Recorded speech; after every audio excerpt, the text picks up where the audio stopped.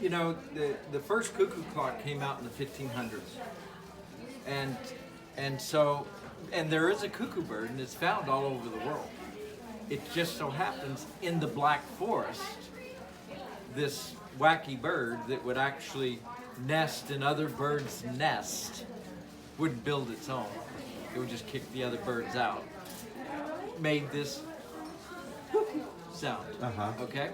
So basically, the first clock that was designed was commemorating the German hunter. So they made a hunter's clock. Because he goes, hey, this bird. And so German folklore would be, he would tell the story, and then Germans are known for their wood carving because they'd carve toys and things like that out of wood. That was their specialty.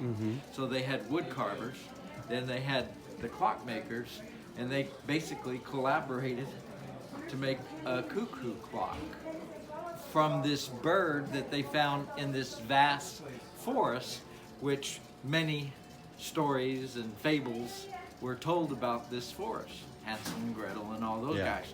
So then they would come out with this cuckoo clock with the carving and the animals, and that's what was found in the Black Forest. So, but the actual design or the actual idea wasn't a cuckoo bird at all. They wanted a clock that was basically would sound like an alarm clock, but they couldn't make the bellows, which are basically carved wood with holes in it, and a bellow that shoots air through it, make a cock-a-doodle-doo sound. So they went back to the cuckoo bird.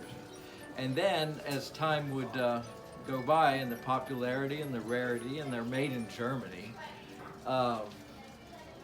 they started designing the homes that you would actually see in that area, which is very mountainous and hilly.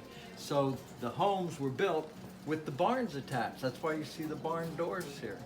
So in the severe winter, they can bring the animals in. The hayloft was used to help insulate the home. So we look at it as, oh, that's a beautiful home, but it was built for living off the land. And then their scenes would be, of course, the festivities.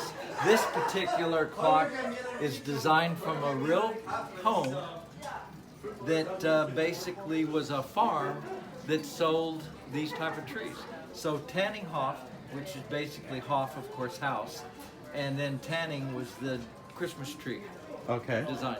So that's why you see that. And why you get the pine cone in the... Now the pine cone, basically a scene in the Black Forest, because you would see the pine trees, but it was mostly like a linden type of tree, linden wood, what they would call it is the German term, which is like our pine.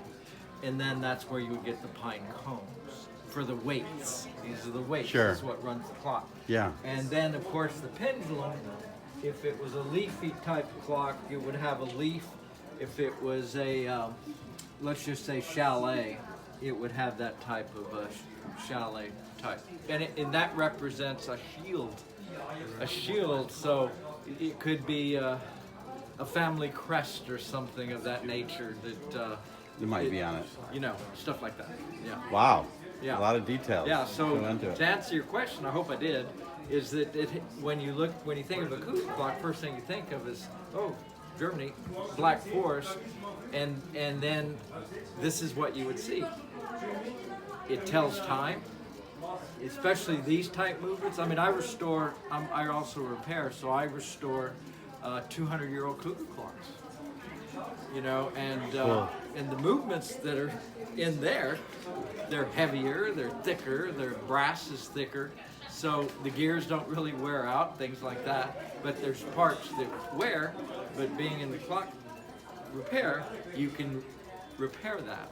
So then you restore the old German movement. These, they're still good movements, but you know, they can't design a movement like this and sell them for that, just like light bulbs and things like that. So, but they're good, and I usually get these in for repair after about 30 years with no maintenance. And there's no electrical running on any of these? They do have a battery operated, you know, like quartz type thing, You know, but they're out there. Yeah. You know, so. Huh, fascinating. Thank you for that mechanical explanation. ones are, you know, if you want to look at longevity, I think that's the real deal. That's very cool. Thank you. Yeah, sure.